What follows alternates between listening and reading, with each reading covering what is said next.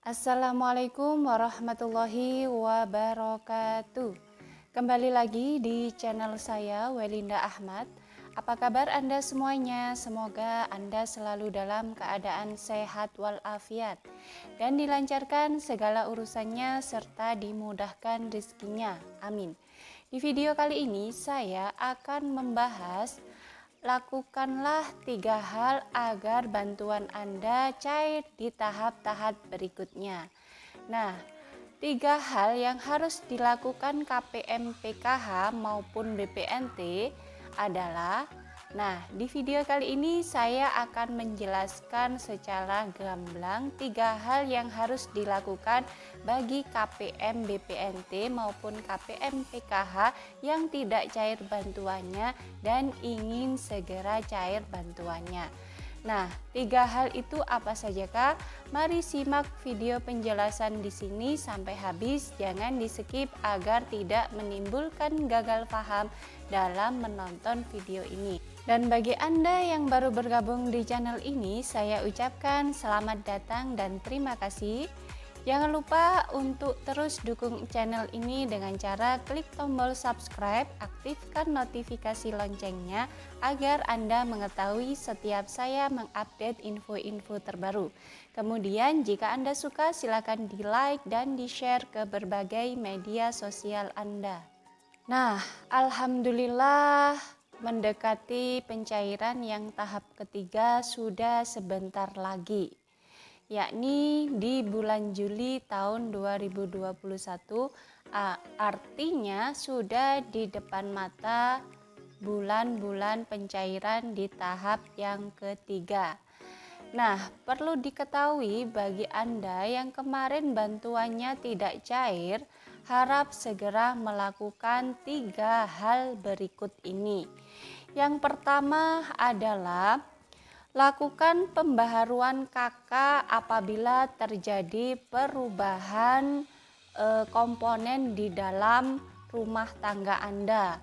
Misalkan anak Anda sudah berkeluarga, kemudian sudah memecah KK dari kakak Anda, maka segeralah Anda membuat KK yang baru. Artinya, apabila anak Anda sudah menikah kemudian sudah membuat kakak lagi di rumah tangganya yang baru, maka Anda pun harus memperbarui kakak Anda tersebut. Karena bisa jadi bantuan tidak cair itu dikarenakan karena ada data salah satu anggota keluarga Anda yang memiliki data ganda. Misalkan nomor kakak ganda, kemudian IBDT ganda, kemudian nomor KTP ganda. Terus ada lagi seandainya di keluarga Anda itu terjadi orang tua atau ada orang tua yang sudah meninggal atau ibu mertua atau ayah mertua yang sudah meninggal atau anggota keluarga yang sudah meninggal, itu segeralah melakukan pembaharuan KK atau mengurus surat kematian dulu, kemudian diperbarui KK yang baru sehingga tidak terjadi data yang anomali yang menyebabkan bantuan Anda tidak cair selama berbulan-bulan. Nah, ini patut diperhatikan bagi KPM baik PKH, BPNT maupun BST. Karena sekarang data di Kementerian Sosial tidak mau adanya data yang ganda atau data yang invalid, atau misalkan data nomor KTP ganda, data nomor KK ganda, kemudian nomor IBDT ganda, dan lain-lain sebagainya. Maka saya menghimbau kepada Anda semua, apabila ingin bantuannya Anda segera bisa dicairkan dan data Anda ingin segera diperbaiki, maka lakukan pembaharuan KK apabila terjadi perubahan komponen dalam keluarga Anda. Setelah Anda melakukan pembaharuan KK, nah ini juga diperuntukkan bagi Anda yang memiliki KTP non elektrik. Harap segera mengurus KTP elektrik, karena KTP non elektrik itu juga bisa menyebabkan bantuan Anda tidak cair karena terdeteksi data yang tidak valid. Maka dari itu banyak sekali KPM PKH maupun BPNT yang belum mempunyai KTP elektrik. Maka dari itu segeralah membuat KTP elektrik di kantor-kantor desa ataupun di kantor kecamatan di daerah Anda. Karena KTP yang elektrik itu tidak KTP yang tidak elektrik itu tidak akan valid untuk dideteksi di pusat sana. Jadi mohon bagi Anda yang KTP-nya tidak elektrik harap segera mengurus di kantor kecamatan masing-masing. Jadi hal yang pertama yang harus dilakukan Anda ketika Anda bantuannya tidak cair, yang pertama adalah seleksi dulu apakah komponen yang ada di keluarga Anda ini ada yang berubah. Kalau memang ada yang berubah, segera melakukan pembuatan KK yang baru. Jika terjadi ada anggota yang meninggal, silakan mengurus surat kematian, kemudian buat KK yang baru. Misalkan lagi ada anak Anda yang sudah menikah dan sudah keluar dari KK dari rumah Anda, dan anak tersebut sudah membuat KK baru lagi, maka Anda harus membuat KK baru juga. Kemudian setelah KK itu harus membuat KTP elektrik bagi Anda yang belum mempunyai KTP elektrik.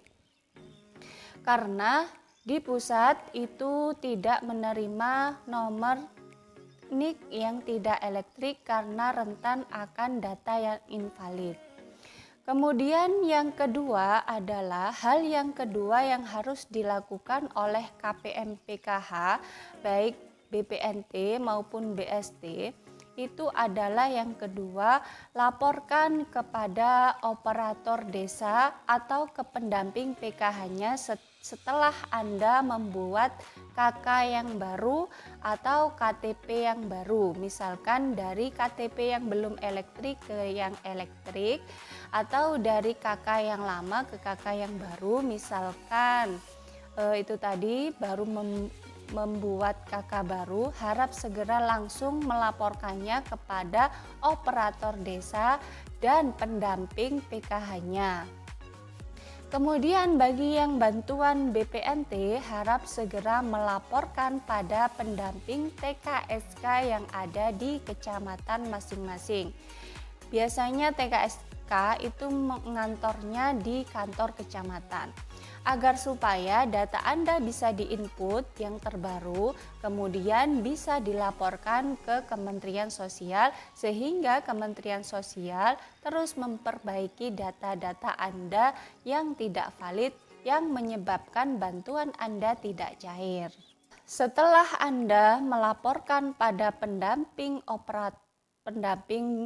PKH maupun pendamping TKSK, juga sudah melaporkan kepada pendamping operator desa, maka hal yang terakhir yang perlu Anda lakukan adalah berdoa dan tawakal.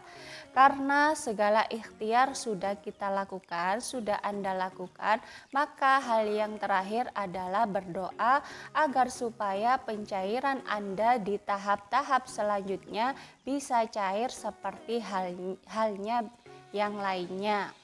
Nah, setelah yang pertama Anda membuat KK baru atau membuat KTP dari non elektrik ke elektrik, kemudian Anda melaporkan kepada operator desa, melaporkan kepada pendamping PKH, melaporkan kepada pendamping TKSK, maka tinggal hanya berdoa menyerahkan kepada Tuhan Yang Maha Esa agar supaya bantuan kita di tahap-tahap berikutnya bisa cair, dan bersabar, tidak emosi, tidak gegabah, karena semuanya itu masih butuh proses, butuh waktu dalam membenahi data-data yang tidak valid di pusat sana.